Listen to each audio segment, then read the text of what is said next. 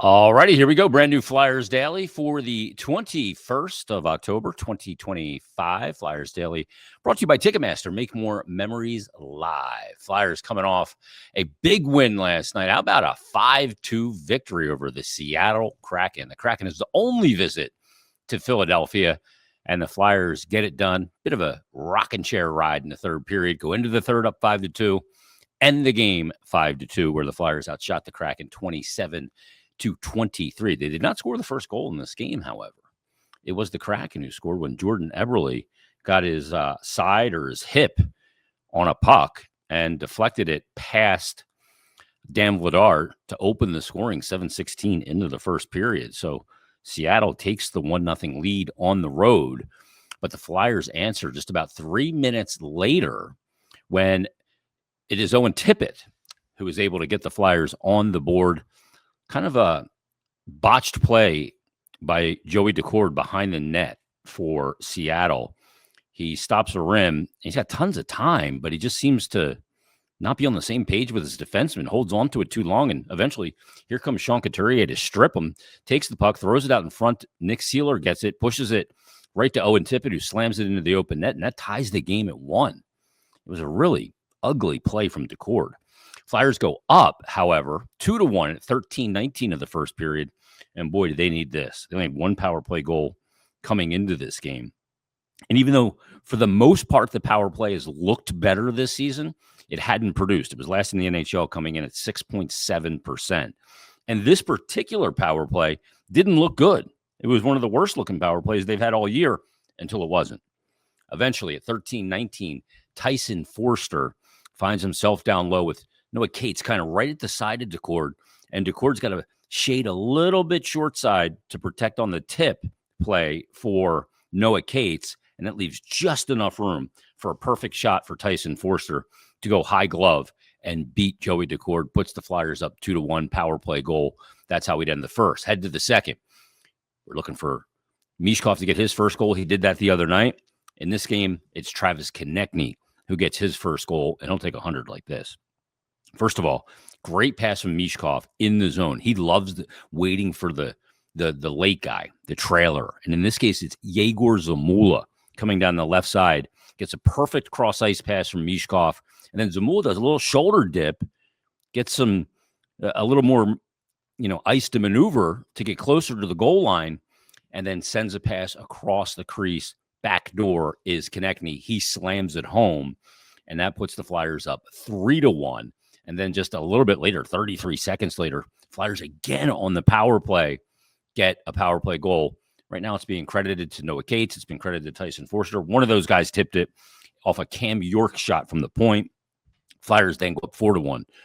And Seattle's melting down. Call a timeout, try and calm it down. Eventually, Nyman gets a power play goal, make it 4-2. But then late in the second period, at 15:40, quick play here comes from Cam York, who at his own blue line has a quick up to Couturier.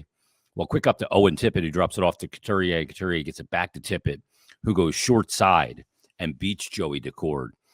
Probably a little improper use of the RVH, the reverse vertical horizontal, and it just slips through, kind of an ugly goal. And it ends up getting Daccord pulled in the third period. And they didn't want to pull the goalie in the third period of this game because they play again today. They're in a back-to-back. And you don't like to go to the backup goalie if you don't have to. They felt like they didn't do anything for him in the third period. Pretty uneventful, other than the fight Konechny had with Lindstrom in the third period, which was after Lindgren went after Owen Tippett, but a good little scrap there. And the Flyers skate away with 2 points. They're dominant in the faceoff circle, 57%. Jetlachenko had a good scoring chance and a shot on goal. Travis Sanheim didn't have to play 30 minutes. He only played 24 minutes. Just a solid Flyer victory with 2 power play goals. So that is all good. And they'll take the 2 points out of this one and move on to Thursday, when they'll take on the Ottawa Senators on the road for 1, then come back for matinee hockey this weekend on Saturday against the Islanders, 12:30 at the Xfinity Mobile Arena on Saturday. So good win for the Flyers. They've got 3 home wins, which is good. 2 points in the bank here. And next up is a little bit of a beat-up Ottawa team, actually, too, without Brady Tkachuk. Not off to a great start. So Flyers Sens coming up on Thursday. Had a chance to catch up with Flyers defenseman Cam York. Of course, didn't start the season on time, was injured, had to go out of the lineup for a little bit, came back in, 3 assists tonight, and defended well also. I had a chance to chat with Cam York after the game. Joining us post-game is Flyers defenseman Cam York. A couple of points for you tonight, but a good team victory for you guys, stem to stern. Yeah, it wasn't pretty at times for us. I thought Vlad played great, kept us in the game. They scored a couple there. It could have changed things. So he was great, kind of gave us confidence on the bench. And I thought we did a good job putting pucks in the back of the net.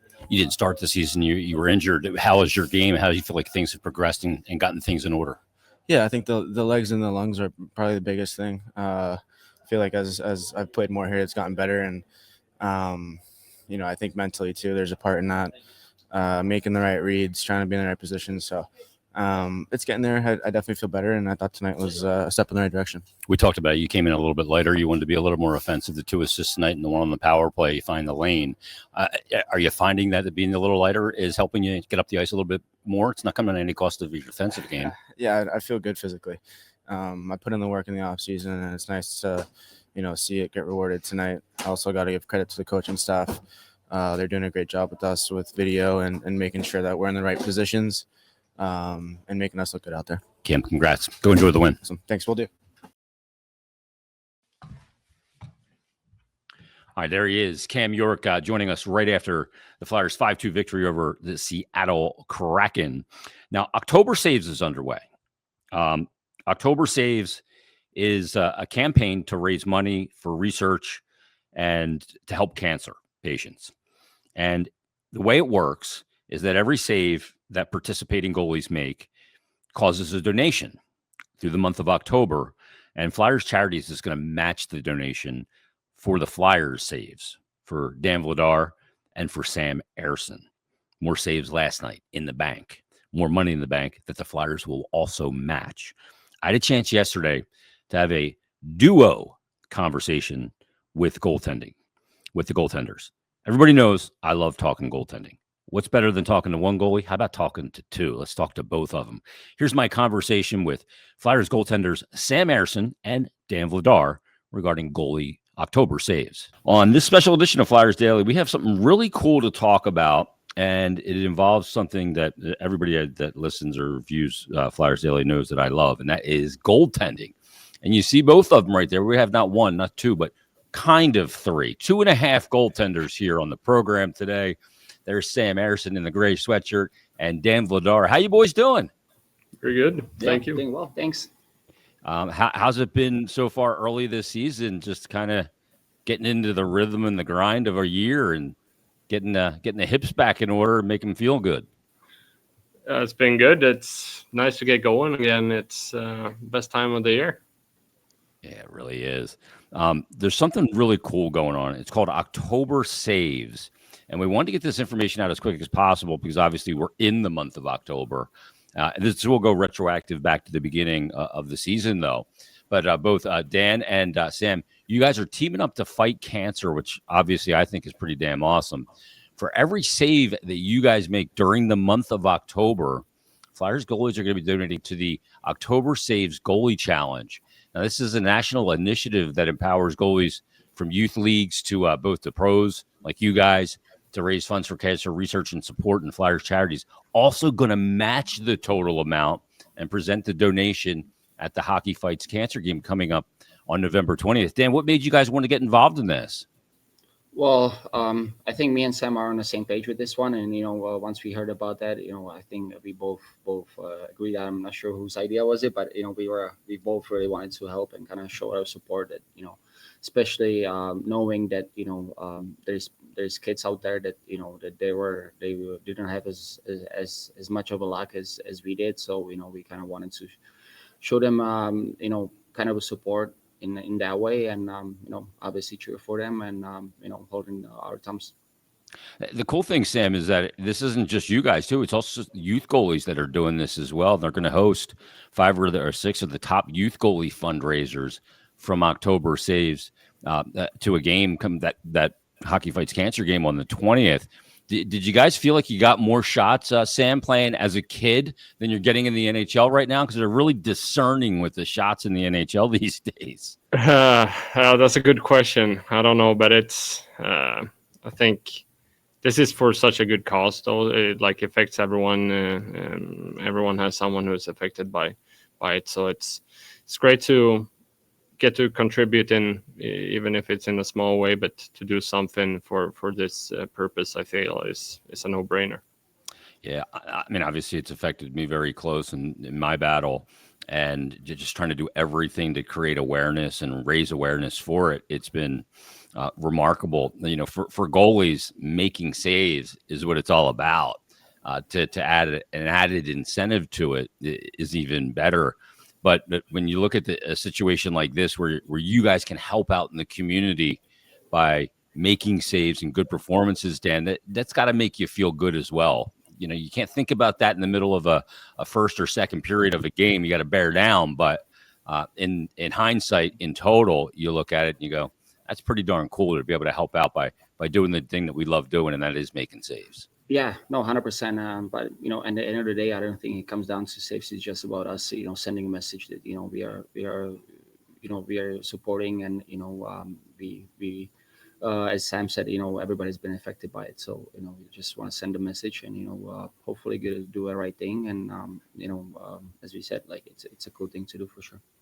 I'm going to ask you guys both this question, but I'll start with you, Sam. For like, we see the league now. We saw the game the other night, 16 shots. You guys held Florida earlier this season to 15 shots. How difficult is it for you guys at the NHL level to only get that many shots on goal? Now there's shot attempts, and that's kind of, it puts you in the rhythm of the game, but touching the puck, how difficult is that to just say mentally focused, because they're looking for the quality chance, which means you got to make the quality save. Is that a development that's going on around the league with goaltenders all over?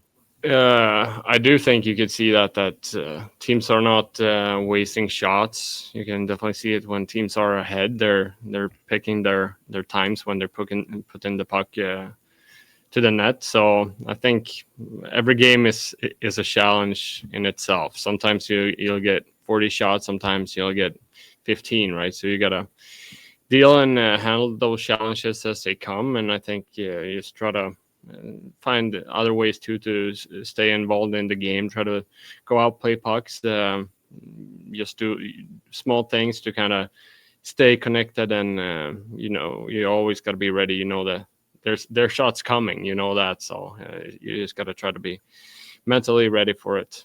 Do you go through some simulations when you have a little break in the action and stuff like that to keep yourself sharp?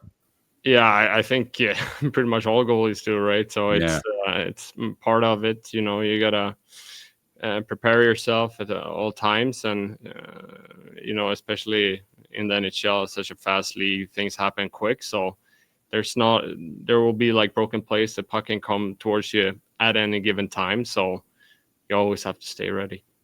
Dan, when you look the other night for the game that you guys win in overtime, 2-1, you only see 3 in the first period. I always say that the thing that's more exhausting the goalie only saw 22 shots. He can go the next day on a back-to-back. It's not about that. Exertion comes from zone time more than it comes from the actual shot for a goaltender. But you only see 3 in the first. How do you regroup to enter the second to be ready? What's your process that you do? Because every goalie has a little bit of a different process. Are you a talker? Do you talk to the post? Do you talk to yourself? What does Dan Vladar do as we get to know your idiosyncrasies of goaltending? I mean, Sam just mentioned, you just gotta stay ready, and not look at the shot clock, just look at the score, and compete, and just play the first. Always have the mentality that I'm stopping the next one, and whether it's coming in 1 minute or in 10 minutes, you cannot really control that. The only thing you can control is the next save. That you gotta be ready, as we both said. So obviously not ideal. So sometimes those games are more harder mentally than physically, right? But at the same time, every game's different, right? But all comes down to getting some either 1 or 2 points at the end of the night, which I'm glad we did. But long season ahead of us, so obviously those games are gonna gonna come again. So gotta be ready and gotta learn from whether mistakes or with the experience, and try to get better every single day.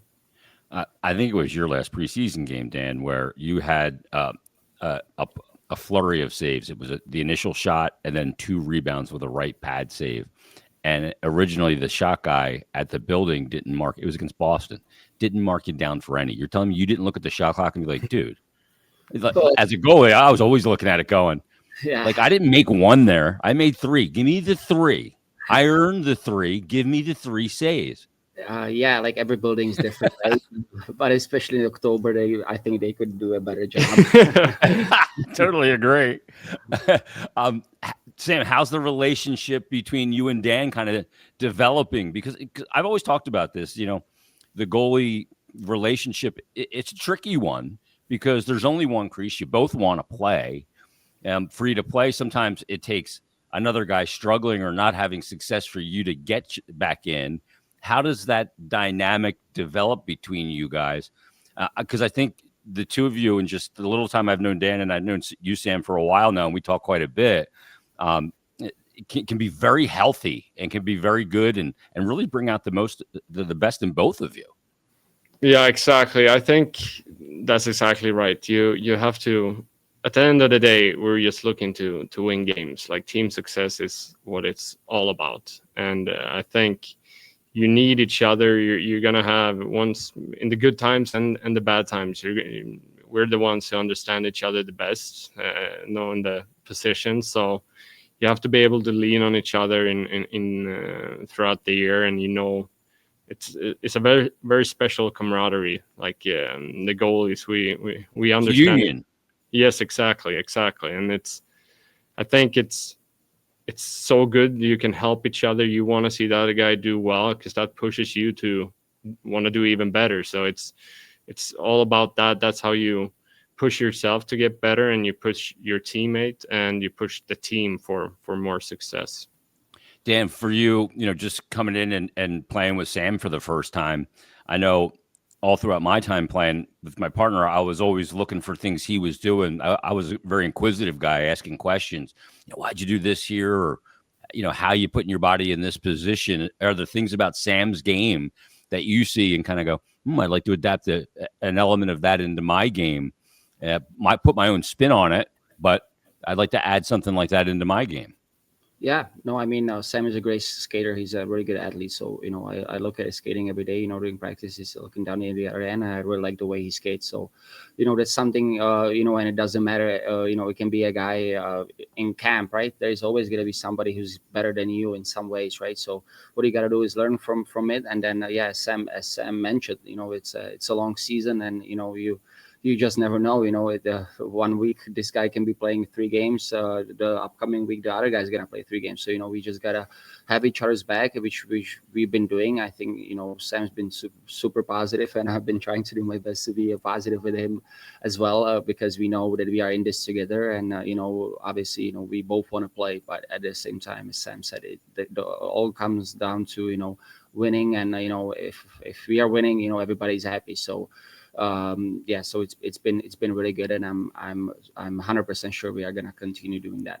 One thing I noticed, and Sam and I have talked about this. Sam's not afraid to admit he's very stoic. He tries to stay very even keeled. Not that bizarre for a goalie. He's kind of normal for a goalie. But Dan, I noticed when the Flyers tied the game, Owen Tippett scored that goal the other night with that shot from behind the net, how pumped up you were. And then obviously you're going to get pumped up when you win the game in overtime. Even Sam does that. But have you always rode emotion in your game? Well, no, it's as you said it, the game wasn't ideal for a goalie, right? Like, you're not seeing a lot of pucks, and you're looking at the clock and it's running down. You're running down at a time. You're down 1-0, right? And I was just not scared, but I was actually kind of getting scared that we are just gonna just keep not wasting the time, but the clock is gonna get faster and faster, and then we are eventually gonna run out of time. So once Tippy scored that one, obviously I felt a relief, and since then I was just like, yes, we are winning this one. Sam, let me get your analysis on kind of the game-winning goal. First of all, what happens is the save at that Dan makes in the Flyers' end. But what he did is he didn't freeze the puck, knowing that the big thing in 3-on-3 is possession, and you control it. You control the change at that point. You had some tired legs out there on the other side. But then as they go up the ice and Tyson drives the defender towards the net, and he's also got Jamie Drysdale to his left as an option on that game-winning goal that Noah Cates scored. Break that play down as you saw it from the bench on that occasion. Yeah, I think Vladar should probably get an assist on that. I said the same thing on the post-game show. Yeah. I call them 2-for-1 goals. You make a save at one end, they score at the other end right away. That is a goalie assist. 100%. And I think You got to get that in your contracts, boys. Yes, exactly. You got to get a points bonus or something. But no, it's a smart play, great play. Keeping the possession in is like 3-on-3 overtime. Like you say, it's a lot about like turning the play around and getting rush chances, and we do that in a great way. And Cater obviously coming down the pipe there in a great shot. I mean, that's a perfect shot. Just above the pad. It's so tough to stop. So yeah, I'm not surprised they went in. And Sam, both of you guys. We saw Dan in preseason, and we've seen you for a few years. Really good shootout goaltenders, and I think there's a special skill for that. Like some guys can be great goaltenders, but they're just not great in the shootout for some reason. What does it take, Sam, from a mental approach to be a good goaltender in the shootout? It's mano-a-mano, players skating in at sometimes ungodly slow speeds, which I want to kill them, but for you guys, what's the mental approach when dealing with a shootout, and why you're having success when you have it? I mean, it's different.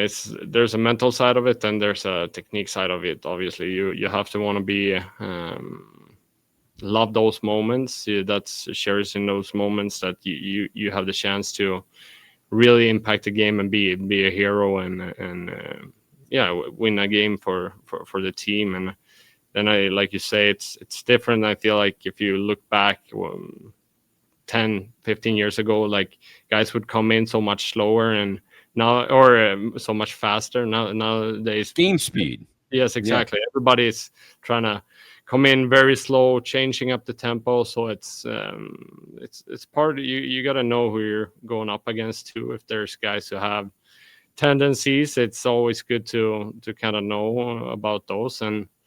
But at the same time, you got to make your read and really be patient. That's, I think, is the biggest part, is like the patience part of it, just outweighing the shooter. Well, Dan, are you one of those guys that likes to look at tendencies? Because sometimes you don't want to catch yourself relying on this guy always goes backhand, tries to go backhand shelf, and all of a sudden he goes forehand on, and you're like, oh, no. So are you one of those guys that likes a pre-scout on situations like that? Yeah, like, usually I would just ask Sam, what's his take, or what he has in his book. Obviously he's been in the league for a while now too, so he gets to know the players, and so I usually just ask the other guy or Sam. Sam comes out and chat. He comes out like puts his chest out. I think Sam comes out really aggressive. Yeah, like Boldy's gonna shoot high glove. Yeah. Just little hints like that. But I don't like watching it, because then you might end up just relying on the one play or one move that you really think is gonna happen, and then let's say the other guy does something else. So I just want to have the natural feel of what I see during that moment, and that's how I react. And obviously, I'm trying to be a little more patient than the shooter. But that's it. But as Sam said, it's all comes down to compete, and just the will that you wanted more than the other guy. Sam, is the biggest difference between you and Dan's game the depth that you guys play at? You're a guy that'll come out and really take some ice on a lot of occasions. You obviously don't have the same size as Dan. At his height and length, Dan can sit back a little bit further, than you really play inside the blue a lot more. Is that the biggest difference, kind of, in the way you guys approach it, just from a kind of a position of where you are in the net? I think that's like one of the things that like Vladar do so well, is just like his patience on those plays. He really really knows his angles very well, and that he can be so patient and be a little further in, and that will help you on seam plays, that will help you on the rebounds. So there's definitely I think moments where I can utilize that as well. So it's easy to say size here and there, but it's I think it's, if you pick your moments, there's always that time of being a little bit further back. And sometimes for me, I gain some more depth that can help me get a little bit more speed, momentum back going in. So it's to flow with a play. Exactly. So it's different in different situations. And I think, again, like you say, you're looking at each other every day in the practice, so you get to see what the other guy is doing well, and you try to implement some of those things into your game. I think that's how you grow and get better. Vladdy doesn't play quite as deep as probably your hero Henrik Lundqvist did. I don't think anybody's played deeper in his net than he did. It was unbelievable to watch the reflexes and the way he played the game. And you tend to model your game after the guys that you love watch playing. Vladdy, as somebody from the Czech Republic, who was the guy for you? Because if it was Hasek, I always found that in Hasek's time, I was still playing, nobody tried to be him because it didn't make sense. It still doesn't make sense. Like a guy would come in on a breakaway and he barrel roll or something. It was crazy. Well, obviously, growing up back home, Hasek was always the number one, so everybody was trying to be like him. That's were you barrel rolling? Yes, in the backyard behind my parents' house. That was me, or even in a living room or something. But obviously, those guys are special. So you mentioned Lundqvist, we mentioned Hasek. You just have to be yourself, right? We already said it lots of times today. You want to take the best from the people around you see, and whether it's as we said, whether it's the legends that play the game, whether it's Ersson that I have a privilege to be with here now, or it's a guy that comes in as an invite for camp. Everybody's special in some way, and you just gotta always have your eyes open and always trying to get better and learn. And it doesn't matter who is it coming from. There's always guys that are gonna be better in some way than you are. So you just gotta learn and try to get better every day. Well, I know one thing that Sam and I all agree on is that we love talking goaltending, Dan. We love talking about it because often it gets blamed when it's not to be blamed. It's a lot of people see it as see puck, stop puck. It ain't that simple. It's a complicated position on so many levels, and I think it takes special people to take on the responsibility of playing it. Guys, thanks so much for doing this.